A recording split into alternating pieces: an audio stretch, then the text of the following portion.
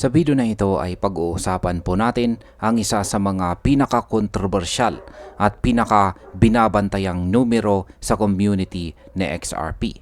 Ito po ay ang numerong 589 na muling lumalabas sa mga opisyal na dokumento, trademark at patent filings na may kaugnayan kay Ripple at sa mga taong malapit sa kasaysayan ng kumpanya. Matagal nang naging simbolo ang 589 or 589 para sa mga XRP supporters dahil sa mga hula or prediction tungkol sa presyo nito. Pero bakit nga ba patuloy na lumilitaw ang numerong ito at ano ang kahulugan nito para kay XRP at sa kanyang market? Kaya yan po ang siyang ating pag-uusapan sa video na ito. Pero bago po tayo magpatuloy ay pakibasa na lamang po muna ang disclaimer dito po sa ibaba ng ating screen.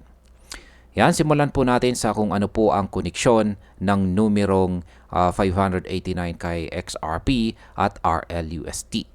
Yan, check po natin ang post dito ni 589. Yan. At meron po siyang 15.4k na bilang ng mga followers. Sabi niya rito, the XRP trademark featuring 589 has been making its rounds again lately. Reminder, it's also in the RLUSD trademark. Kaya 589, 985 as well as in Joel Katz and Ab Brito Polysign patent. It's undeniable that XRP and 589 are connected. Kaya yan, meron po siyang pinakitang document dito. Yan. At papaliwanag po natin yan kung ano nga ba ang ibig sabihin nito. Isa po sa pinakaunang patunay na binanggit ng isang kilalang XRP meme account na gumagamit po ng pangalang 589 ay ang trademark filing ng XRP. Ang XRP trademark ay may registration number na 4458993 na naglalaman po ng numerong 589. Yan, or 589. Ang dokumentong ito ay tinanggap na at accepted and acknowledged na ng United States Patent and Trademark Office. Kung ikukumpara, ang RLUSD na bagong stablecoin ni Ripple ay nasa early application pa lamang at may serial number na 98537677. Mapapansin dito na parehong may kaugnayan ang mga numero. Ang XRP trademark ay may 589 habang ang RLUSD naman ay may 985 na parang salamin ng parehong numero. Kung titingnan po natin ang posibleng epekto nito sa market, ang mga ganitong koneksyon ay pwedeng magbigay po ng hype or dagdag excitement sa community. Kapag tumaas po ang hype, tumataas din ang posibilidad ng bigla ang pag-angat ng presyo dahil dumadami ang investors na naaakit. Ngayon ay ano naman po ang papel ng patent filing na konektado kay Polysign? Ngayon, isa pang mahalagang detalye ay ang isang US patent na inilabas noong September 17, 2025 na original na inihain noong October 2021. Ang patent na ito ay may titulong Prevent an erroneous transmission of a copy of a record of data to a distributed ledger system.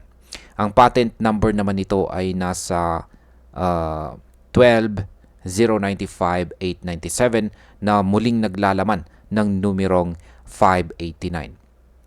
Ayan. Ang nakalagay na investors dito ay sina Ginoong David Schwartz, siya po ang Chief Technology Officer ng Ripple, at si Ginoong Arthur Brito na co-founder po ng Ripple. Dahil dito, pinapalakas lalo ang pananaw na hindi aksidente ang paglabas ng numerong 589. Kung may epekto po ito sa market, ang pagkakasangkot ng mga malalaking personalidad tulad po ni Ginoong Schwartz at Ginoong Brito ay nagbibigay po ng kredibilidad at kumpiyansa sa mga investors. Kapag naririnig po ng community na may bagong technology or patent na konektado po kay Ripple, posibleng magbunga ito ng dagdag na interes at potensyal na pagtaas po ng demand para kay XRP. Bakit naman po mahalaga ang 589 sa community ni XRP? Ayan, meron pa nga akong nakikita dyan na nagpo-post sa comment na $589. Kaya dyan po galing yan. Sa loob ng maraming taon, ang numerong 589 ay naging simbolo sa XRP community. Nagsimula ito bilang isang meme na may kaugnayan sa matinding prediction tungkol sa presyo ng XRP na posibleng umabot ng $589. Kahit na marami ang nagsasabing imposible yan, nananatiling buhay ang simbolismo ng 589 dahil paulit-ulit itong lumilitaw sa mga dokumento at developments na may kinalaman kay Ripple. Para po sa mga supporters, ang paulit-ulit na paglitaw ng 589 ay nagsisilbing pahiwatig na may mas malaking plano or destiny sa XRP sa hinaharap. Kung titingnan po sa market side, ang ganitong mga simbolo ay malakas ang epekto sa sentiment. Kapag naniniwala ang community sa isang narrative, nagiging driver ito ng pag-angat ng presyo, lalo na kapag sinabayan ng good news o progress sa Ripple ecosystem. Yan, bilang panguling katanungan, ay totoo ba o aksidente lang ang koneksyon na ito?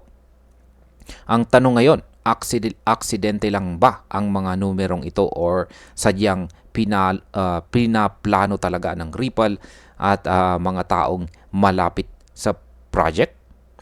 Mahirap pong magbigay ng tiyak na kasagutan dyan.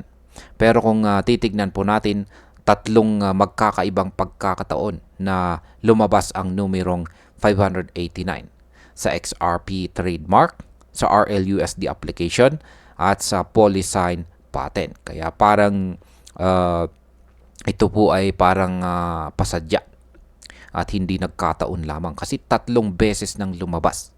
Ngayon kapag tinignan po ng community, madali po nilang makita ito bilang isang deliberate na alignment.